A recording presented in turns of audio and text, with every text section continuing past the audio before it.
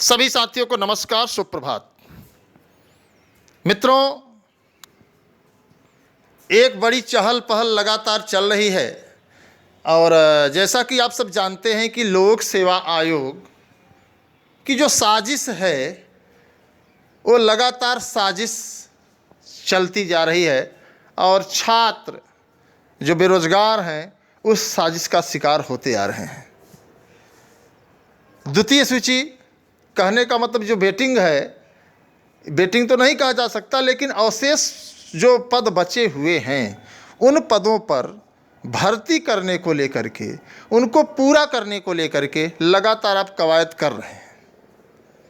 मैं आपको हकीकत बताऊं, जैसा कि सूचना प्राप्त हुई कि कुछ ही पदों के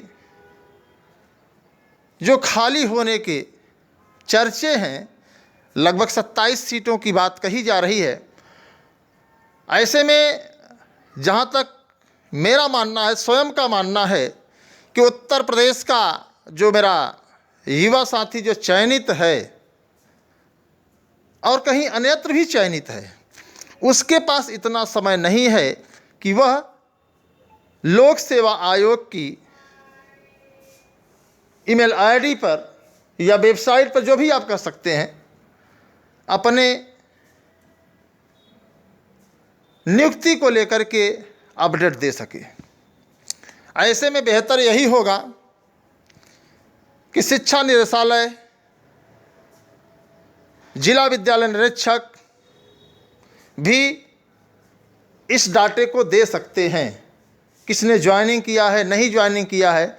और बता दें आपको कि यह संवैधानिक राइट भी है कि अगर आप 6 महीने तक विद्यालय में ज्वाइनिंग नहीं लेते हैं तो वह पद स्वतः ही खाली मान लिया जाना चाहिए, जिसको लेकर के आज लोक सेवा आयोग के अध्यक्ष सचिव से मैं प्रयास करूंगा कि हमारी वार्ता हो। अगर वार्ता किसी कारणवश नहीं हो पाती है तो मेरा पत्र लोक सेवा आयोग के अध्यक्ष और सचिव के पास जरूर जाएगा और उसमें बातें रहेंगी कि लोक सेवा आयोग स्वतः शिक्षा निदेशालय से यह डाटा मांगे या ब्यौरा मांगे कि आखिर कौन से ऐसे शिक्षक हैं जो LTGIC में चयनित थे और उन्होंने अन्यत्र ज्वाइनिंग कर लिया है, अन्यत्र जो है नौकरी कर रहे हैं और वो लोक सेवा आयोग की LTGIC भर्ती में 2018 की भर्ती में ज्वाइनिंग नहीं करना चाहते हैं। यह तो डाटा आप लोगों के बीच में था, लेकिन अब इसको सीधे 6 महीने जिन्होंने ज्वाइनिंग नहीं किया है उन पदों को रिक्त मानते हुए द्वितीय सूची, अवशेष सूची को लोक सेवा आयोग को जारी करना चाहिए। चलिए, ये तो बात हुई। अब मैं बात करूंगा योग्यता अर्हता में क्या बदलाव हो सकते हैं, जो मुझे सूत्रों से पता चला है। हालांकि अभी वो योग्यता निर्धारण की जो प्रतिलिपि है वह सार्वजनिक नहीं की गई है।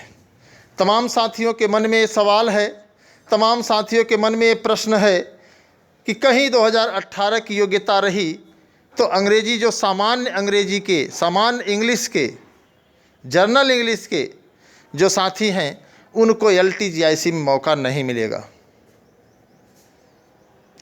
इंटर में जिन्होंने संस्कृत नहीं पढ़ी है उनको मौका नहीं मिलेगा। प्राविधिक कला जिन्होंने लेकर के शिक्षक बनने का सपना सजाया है उन्हें मौका नहीं मिलेगा। ये तमाम सवाल मेरे पास आए। कंप्यूटर में जिन्होंने लोक सेवा आयोग की पूर्व निर्धारित डिग्री नहीं हासिल की है उनको मौका नहीं मिलेगा। और इसी कारण से आपने देखा होगा कि कई सीटें खाली चली गईं और उस पर द्वितीय सूची और अवशेष सूची आज की चर्चा पर चर्चा जोरों से है। अब सवाल इस बात का है मित्रों कि आखिर इस पर क्या होगा। लगातार कल से ही मैं प्रयास कर रहा हूं कि आखिर योग्यता क्या हो सकती है। क्या जो 2018 की LTGIC की योग्यता थी उसी को योग्यता माना जाएगा या फिर इसमें बदलाव होगा? तो मित्रों, निश्चित तौर पर आप यकीन मानिए बदलाव तो हुआ है। 2018 में जो LT ग्रेड में योग्यता थी वह नहीं रहेगी, कुछ न कुछ परिवर्तन होगा। और आपको बता दें 2018 भर्ती पर्टिकुलर के लिए जो न्यायालय ने आदेश दिया था वो अलग है।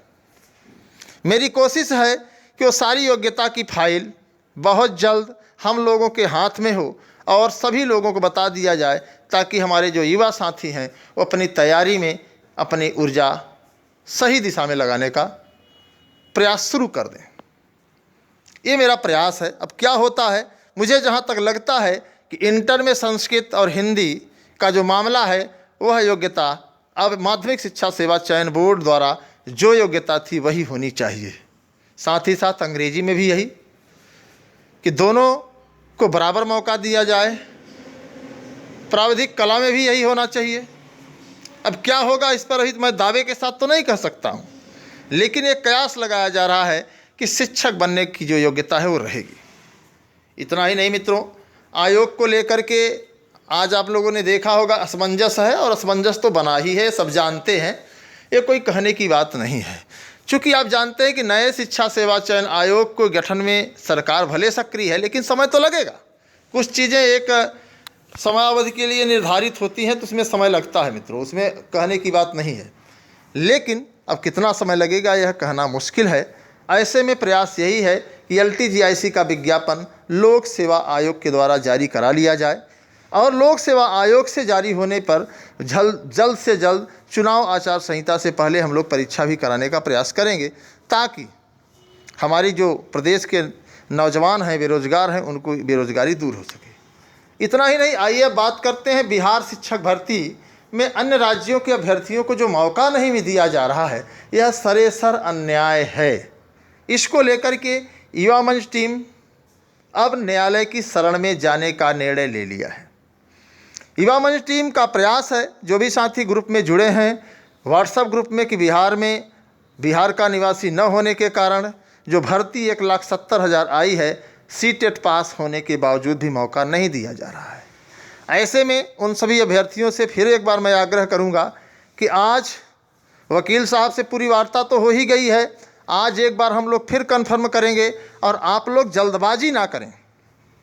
जल्दबाजी में काम बिगड़ जाता है, और उसको लेकर के युवा मंच टीम के साथ जो भी साथी जुड़े हैं, पूरा एक ग्रुप है, अगर आप ग्रुप में नहीं जुड़े हैं तो हमारे मोबाइल नंबर 94 51 50 56 85 पर आप व्हाट्सएप में बिहार लिखें, मैं आपको ग्रुप की लिंक दे दूंगा और आप ग्रुप में जुड़ जाइए।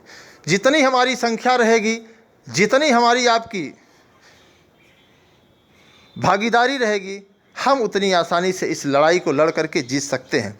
फैसला आपको करना है। और जहाँ तक मेरा मानना है कि अगर आप वाकई में CTET पास हैं तो आपको दुनिया की कोई ताकत नौकरी से नहीं रोक सकती है, क्योंकि बिहार में 1,70,000 जो विज्ञापन निकला है उसमें आपको खुली प्रतिस्पर्धा करने का पूरा मौका मिल रहा है। इतना ही नहीं मित्रों, एक बात और बता दें आप लोगों को कि बिहार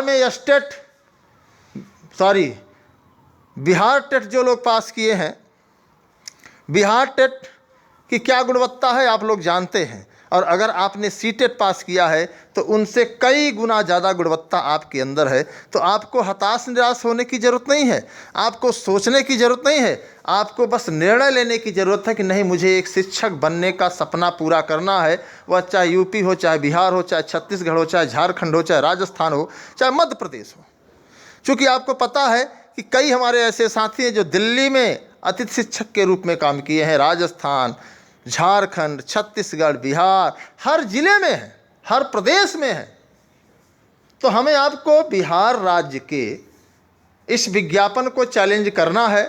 अभी न्यायालय बंद प्रक्रिया चल रही है, लेकिन ड्राफ्टिंग का काम पूरा हो जाए। वकील साहब ने कहा है कि हमारे आपके पास 20 दिन है, तो इसमें एक विधिवत बैठ करके अच्छे से ड्राफ्टिंग हो जाए, ताकि एक ही सुनवाई में मामला समाप्त हो जाए। और आपको बता दें कि कई राज्यों के आदेश भी हैं, कई राज्य मौका नहीं दे रहे थे, बाद में उनको न्यायालय ने मौका देने के लिए बाध्य किया, और वो आर्डर आपको ग्रुप में मिल जाएगा।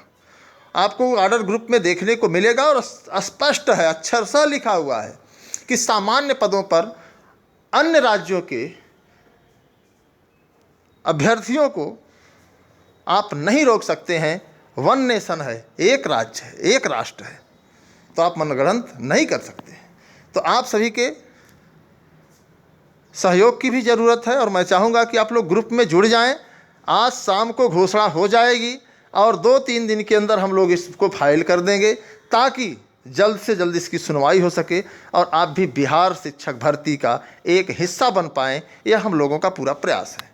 अब आइए मित्रों, बात करते हैं लेखपाल भर्ती में भ्रष्टाचार और योगी सरकार की पारदर्शिता।